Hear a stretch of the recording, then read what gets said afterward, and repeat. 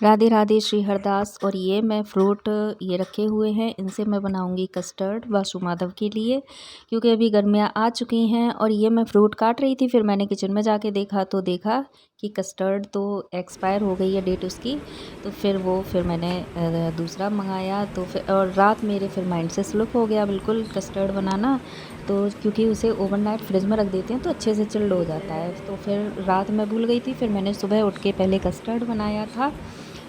अपना सारा काम करके फिर नहा धो के, मतलब नहाने के बाद पहले कस्टर्ड बनाया, फिर मैं पूजा करने आई हूँ। जब तक राघव जी भी कर चुके थे पूजा। और ये अभी मैं गीता का पाठ कर रही हूँ, पूजा करूँगी। इतनी देर में कस्टर्ड भी एकदम से अच्छे से चिल्ड हो जाएगा। अभी आप सुनिए। जो यह जानता है कि विश्लेषणात्मक अध्ययन सांख्य द्वारा प्राप्य स्थान भक्ति द्वारा भी प्राप्त किया जा सकता है। और इस तरह से जो सांख्य योगी हमने बनाया है वासु माधव के लिए कस्टर्ड, फ्रूट कस्टर्ड बनाया है। देखिए मैं दिखाती हूँ आपको।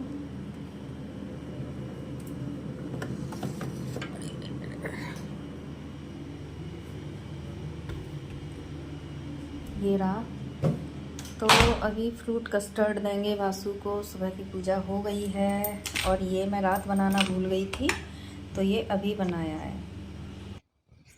और फिर पूजा करने के बाद में फिर मैं कस्टर्ड ये लाला के लिए ले जाने के लिए परोसने लगी हूँ। और ये कस्टर्ड लगाने के बाद में फिर मैं पहले प्रभु जी को कस्टर्ड दूँगी और उसके बाद में फिर कुछ और काम करूँगी, क्योंकि अभी ठंडा है। ये फ्रीज़र से जस्ट अभी निकाला है। और हाँ, इसमें ग्रेप्स की कमी लग रही होगी आपको, ग्रेप्स नहीं थे तो, लेकिन कोई प्रॉब्लम नहीं है। अगर एक दो फ्रूट मिस हो भी जाती हैं तो कोई दिक्कत नहीं है, क्योंकि इसका कस्टर्ड का तो अपना खुद का ही इतना टेस्टी फ्लेवर होता है। तो बस दो तीन जो भी फ्रूट्स हों उनसे ही हो जाता है अपने। तो ये मैंने कस्टर्ड बना दिया है। राघव जी ले आए थे फ्रूट्स, और मुझे 2-3 दिन से वासु ऐसे मन में भाव दे रहे थे कि मैया मुझे तो कस्टर्ड खाना है, ठंडा ठंडा कुछ खिलाओ मुझे। तो इस वजह से फिर मैंने कहा कस्टर्ड बनाती हूँ मैं बच्चे के लिए। तो अभी वासु के लिए मैंने ये बना दिया है और प्रसादी आ गई है, भोग प्रसादी प्रभु जी के पास। तो अभी वासु फिर ये कस्टर्ड कर रहे हैं एंजॉय।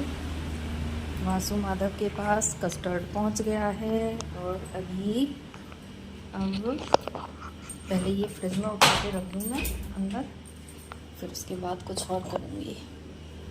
जी लग रहा है फूल लगाना भूल गई है। और ये फिर मैंने किचन में आने के बाद देखा, मैंने कहा अरे ये आज राघव जी फूल लगाना भूल गए, प्रभु जी को श्रृंगार करना फूलों से। तो फिर मैंने फ्रिज में से फूल निकाल के फिर फूल सारे अपने ये जो सुंदर सुंदर से फूल थे वो सारे फिर प्लेट में रख के फिर प्रभु जी का श्रृंगार करने के लिए मैं लेके जाऊंगी। तो अभी पूजा तो हो गई है, लेकिन कोई प्रॉब्लम नहीं है। प्रभु जी ने अभी याद लगा दिया कि आज फूलों से श्रृंगार नहीं किया आपने, तो फिर हम इसलिए फिर अब फूलों से श्रृंगार करेंगे।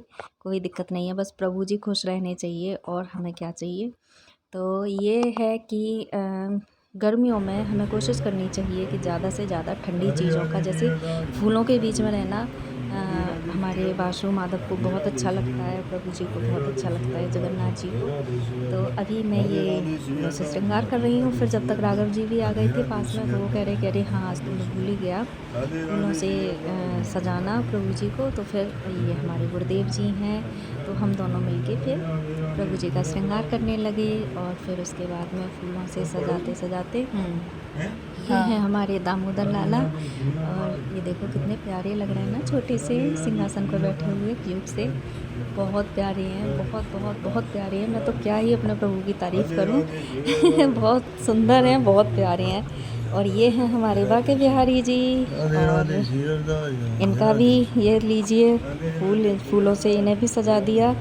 और इसके बाद में फूलों से सजाने के बाद ये है हमारे गजानन, हमारी मैया, और राघव जी अब अपने हाथों से सजा रहे हैं। और ये है हमारे बाबा। तो फूलों से श्रृंगार करने के बाद में फिर पूजा हो चुकी है, भोग भी लग चुका है। फिर उसके बाद में फिर हमने बाकी के और काम किए, फिर भोजन प्रसादी और उसकी व्यवस्था की सबकी। तो ऐसे ही हमें प्रभु के ध्यान रखना चाहिए। राधे राधे, श्री हरदास।